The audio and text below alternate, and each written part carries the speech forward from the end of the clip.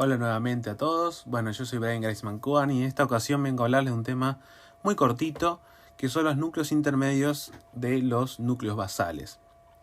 ¿Qué son los núcleos intermedios? Bueno, dentro del circuito de los núcleos de la base vamos a encontrar unos núcleos que son de entrada, que son los que van a recibir información de la corteza, núcleos de salida, que son los que van a enviar la información hacia la corteza y hacia el tálamo, que luego va a ir a la corteza.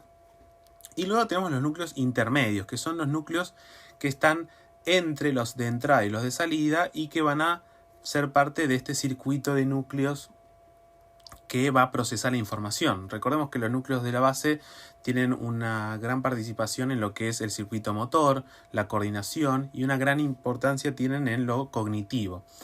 Entonces, los núcleos de entrada reciben información de la corteza, se procesa en los núcleos intermedios y finalmente termina en los núcleos de salida, que van a enviar la información hacia la corteza mediante el tálamo nuevamente.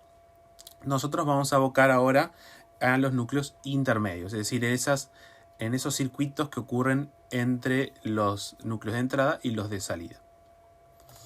Bien, como pequeño repaso tenemos los núcleos basales. Recordemos que los núcleos de la base son somas neuronales, ¿sí? Sustancia gris, que están inmersos en el telencéfalo.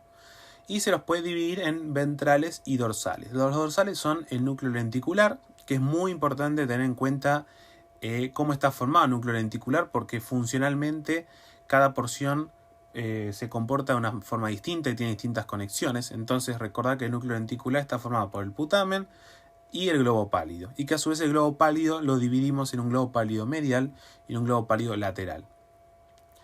Y luego tenemos también como parte de los dorsales el núcleo caudado. Luego tenemos los núcleos ventrales, que son el núcleo accumbens, el tubérculo olfatorio y la sustancia innominada. Eso en cuanto a los núcleos de la base, es decir, telencéfalo. Pero funcionalmente también hay otras estructuras que tienen relación con los núcleos de la base, comparten circuitos, se comunican, pero que no forman parte del telencéfalo. Y los dos que más van a ver en los libros y que yo voy a mencionar ahora son el núcleo subtalámico, que es parte del subtálamo, es decir, es parte del diencéfalo, y la sustancia negra, que es parte del mesencéfalo. Y dentro de la sustancia negra, recordad que tenemos una porción compacta y una porción reticular. Y también funcionalmente hacen distintas cosas. Pero entonces recuerden, los núcleos basales son parte del telencéfalo y son los que están arriba, pero también tenemos otras estructuras como el núcleo subtalámico y la sustancia negra que forman parte de otras partes del neuroeje, como es el diencéfalo, el mesencéfalo, pero que funcionalmente siempre se los describe con los núcleos basales por la estrecha relación que hay con los circuitos y demás que vamos a ver ahora. Entonces, a tener en cuenta eso. Bien, vamos a ubicar cuáles son primero los núcleos intermedios de los que vamos a hablar, que son estos tres. Tenemos el globo pálido lateral, el núcleo subtalámico y la sustancia negra en su porción compacta. ¿Sí? Yo me voy a abocar a esos tres que son los intermedios. Entonces, fíjense que como núcleo de la base propiamente dicho, solamente tenemos el globo pálido lateral, porque después tenemos el núcleo subtalámico, que ya vimos que es parte del diencéfalo, y la sustancia negra, que es parte del mesencéfalo. Entonces, fíjense, acá tenemos un corte posterocapsular, donde tenemos el tálamo, bien grande, fíjense, con todos sus núcleos, el tálamo.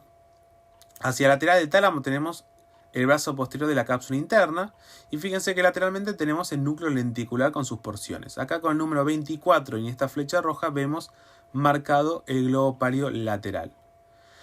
Luego fíjense, si seguimos la cápsula interna, tenemos los pedúnculos cerebrales. Recuerden que en el corte posterocapsular podemos ver los pedúnculos cerebrales y parte del mesencéfalo. Por ende, en este corte es el único donde vamos a poder ver la sustancia negra, que está en este caso con el número 34 y en esta flecha de acá abajo. Y fíjense que también se puede ver otra estructura del mesencéfalo, como son los núcleos rojos, y al ladito podemos ver esto pequeño con el número 29, que es el núcleo subtalámico. Bien, acá tenemos una resonancia de un preparado cadavérico, donde también vemos, fíjense, el tálamo, lateralmente tenemos el brazo posterior de la cápsula interna y lateralmente tenemos el núcleo lenticular con sus porciones, el putamen bien lateral y medialmente al putamen el globo pálido. Luego tenemos la sustancia negra, fíjense, y el núcleo subtalámico. En un preparado más o menos se vería así, ¿sí? Recuerden que el corte para ver estas tres estructuras es el corte posterocapsular, ¿sí? Porque es el único donde vamos a ver el núcleo subtalámico y la sustancia negra. Si bien el globo pálido se puede ver en otros cortes, las otras dos estructuras no los vemos en otro corte. Entonces, fíjense, el globo pálido, ¿sí? Generalmente en los cortes es muy difícil diferenciar, hay que ponerse a mirar y que entrenar el ojo y no en todos los preparados se ve. A veces es difícil diferenciar entre globo pálido lateral y globo pálido medial. Pero bueno, en esta imagen se ve una delgada línea, ¿sí? Esta lámina medular que separa el globo pálido medial del lateral. Y bueno, vemos la sustancia negra y el núcleo subtalámico. El núcleo subtalámico ventral al tálamo, que es lo que tendríamos acá. Ventralmente al tálamo tenemos el núcleo subtalámico. Igualmente ahora los vamos a describir un poquito más en detalle cada uno. Bien, el globo pálido lateral es el más sencillo. Lo encontramos entre el putamen, que está hacia lateral, y el globo pálido medial, que está hacia medial. Medialmente al globo pálido medial vamos a encontrar el brazo posterior de la cápsula interna. Recuerden. Y en este caso estamos en un corte posterocapsular, que les repito, es el mejor para ver estas tres estructuras. Bien, recordar globo pálido lateral. Bien, núcleo subtalámico. El núcleo subtalámico ya lo habíamos visto en la foto anterior, pero vamos a tratar de determinar un poquito más dónde se encuentra. Un poquito más específicamente dónde lo ubicamos. En esta imagen, que es una imagen que está más que nada para ver un poco de las fibras y las conexiones entre los distintos núcleos y demás, que ahora no nos interesa, lo que me interesaba es que vieran la relación del núcleo subtalámico. En esta imagen, fíjense que la M representa medial, acá tendremos el tercer ventrículo, y como parte de la pared del tercer ventrículo tenemos el tálamo, en naranja, y ventralmente el hipotálamo. ¿Sí? Hacia el lateral vamos a tener el claustro, la cápsula externa, todo lo que es el lenticular con sus porciones, bien lateral el putamen y medialmente el putamen en azul el globo pálido, medial y lateral. En verde tenemos el núcleo subtalámico, que como forma parte del subtálamo, lo vamos a encontrar ventral al tálamo, es decir, ventral a esta estructura naranja enorme, tenemos el subtálamo. Y dentro del subtálamo encontramos a la zona incierta, que es este núcleo que está en rojo, y al núcleo subtalámico que encontramos en verde. Entonces, ¿dónde ubicamos el núcleo subtalámico? Está ventral al tálamo, porque está en el subtálamo, pero si nos queremos poner un poquito más específico, podemos decir que está ventral a la zona incierta. ¿Sí? Que también la zona incierta es un núcleo del subtálamo. Y también lo vamos a encontrar dorsal al brazo posterior de la cápsula interna, fíjense. ¿Sí? Todo esto que está acá es brazo posterior de cápsula interna. Entonces, el núcleo subtalámico lo encontramos dorsal al brazo posterior de la cápsula interna y ventral a la zona incierta del subtálamo. Bueno, y la sustancia negra, como ya vimos, en el corte posterocapsular, donde se ven los pedúnculos cerebrales y parte del mesencéfalo, vamos a encontrar a la sustancia negra. Bien, vamos a ver un poquito de las conexiones que tienen estos núcleos. Pero antes, rápidamente voy a repasar estos conceptos que están en los libros y que muchas veces pueden darse a confusión si uno no presta atención o no se lo anotan a un lado para tenerlo a mano, porque a veces se confunden los términos y uno no sabe de qué está hablando. Los libros, en vez de decir uno por uno todos los núcleos con sus conexiones, a veces se agrupan de determinada manera para poder describirlo de mejor manera. Entonces, el núcleo lenticular ya sabemos. El núcleo lenticular se refiere al putamen y al globo pálido, con sus dos porciones. Eso es el núcleo lenticular. Ahora, tenemos el cuerpo estriado. ¿Qué es el cuerpo estriado? El cuerpo estriado es el núcleo lenticular, es decir, putamen y globo pálido, pero a eso le sumamos el núcleo caudado. Entonces, cuerpo estriado, núcleo lenticular, más el núcleo caudado. A eso llamamos cuerpo estriado. Pero luego tenemos lo que es el neoestriado. ¿Qué es el neoestriado? Bueno, sacamos del lado el globo pálido y nos quedamos con el putamen y el núcleo caudado. Eso es el neoestriado. Y el paleoestriado es lo que nos quedó de lado, el globo pálido. ¿Sí? Entonces fíjense que si yo sumo lo que es neoestriado con paleoestriado, tengo el cuerpo estriado. Yo sé que es complicado, es mucho estriado, pero esto sirve al tenérselo anotado, mirarlo y así uno no se pierde cuando lo va leyendo. Luego tenemos el estriado ventral. ¿A qué se refiere el libro cuando nos habla de estriado ventral? Se refiere al núcleo accumbens y al tubérculo olfatorio. Y luego tenemos el pálido ventral. ¿A qué se refiere el libro cuando dice pálido ventral? A la sustancia innominada. Y por último, que es el que más se suele confundir, es el complejo estriado, que no es lo mismo que cuerpo estriado. El complejo estriado es el neoestriado, es decir, el putamen con el núcleo caudado, pero a eso le sumamos el estriado ventral. ¿Y qué era el estriado ventral? El núcleo accumbens y el tubérculo olfatorio. O sea que todo eso es el complejo estriado. Entonces, ojo, no confundir cuerpo estriado con complejo estriado, porque cuando se describe en el libro la vía directa e indirecta dentro de los núcleos de la base, se nombra el complejo estriado y a veces se lo confunde con el cuerpo estriado. Son muchos estriados. Así que a leer con detenimiento, a no confundirse y tener esto siempre a mano. Bien, con esto en mente vamos a empezar con las conexiones de nuestros núcleos intermedios. Empezando por el globo páleo lateral. El globo páleo lateral tiene una principal aferencia que es del complejo estriado, ¿sí? Que forma parte de la vía indirecta. El complejo estriado tiene fibras estriado-palidaes que son inhibitorias, por eso la flecha roja que está acá arriba a la izquierda. ¿Sí? El complejo estriado inhibe al globo páleo lateral. ¿Sí? Le manda una señal de inhibitoria. Mientras que el núcleo subtalámico le da una pequeña señal estimulatoria, por eso la flecha verde. Bien, esas son como las dos grandes aferencias, aunque la principal es la del complejo estriado, siempre hablando de la vía indirecta de los núcleos de la base. Bien, ¿y cuáles son las eferencias?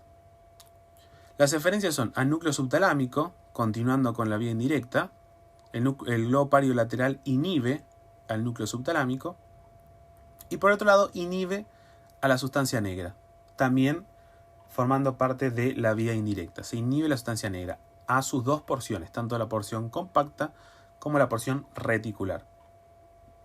Bien, eso es conexiones del globo páleo lateral. Seguimos con el núcleo subtalámico.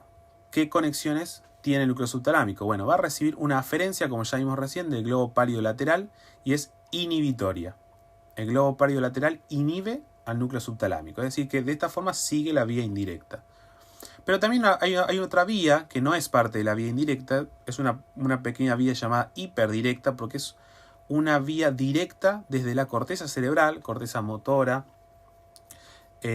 motora suplementaria, prefrontal, que estimula directamente al núcleo subtalámico. Normalmente la corteza, si ustedes leyeron vía directa y vía indirecta, la corteza cerebral directamente estimula al complejo estriado.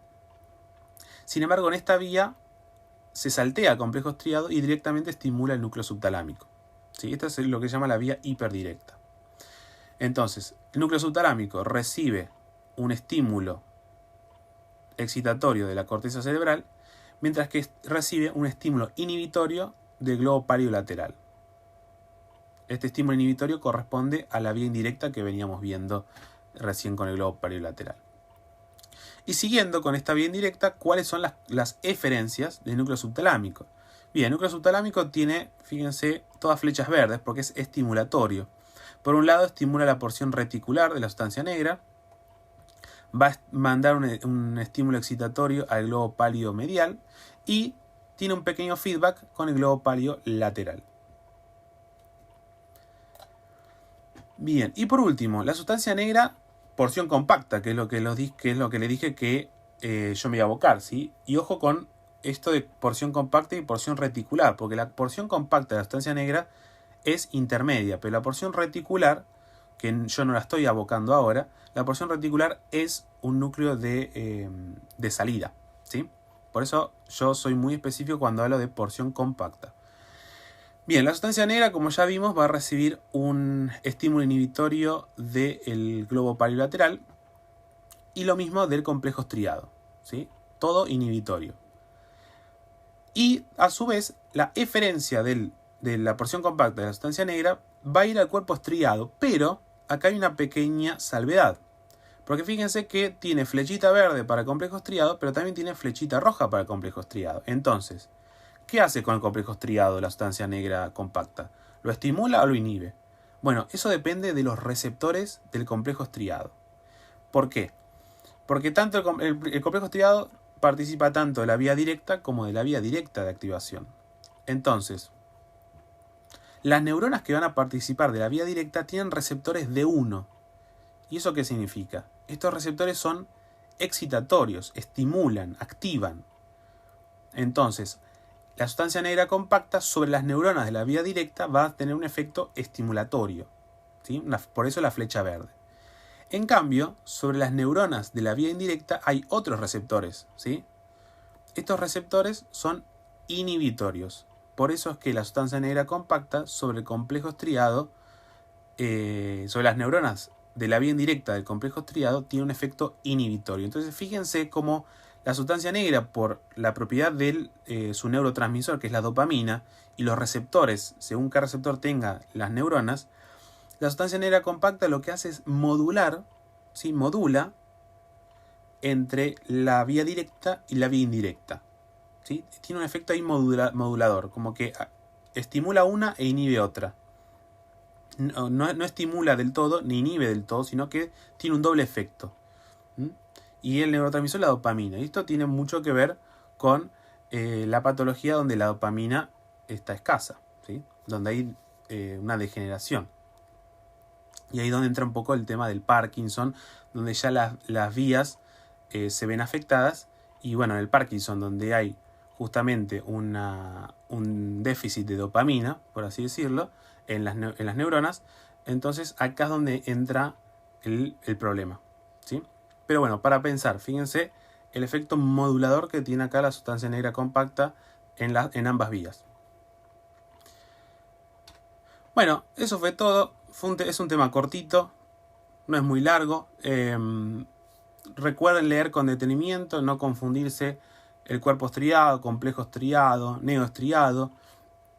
Háganse un buen dibujito con flechas, esquemas, ¿sí? Es la única forma de entenderlo bien y de no marearse. Estudien bien las vías, directa, indirecta, qué se inhibe, qué se estimula. Y cualquier duda pueden hacerla en el foro.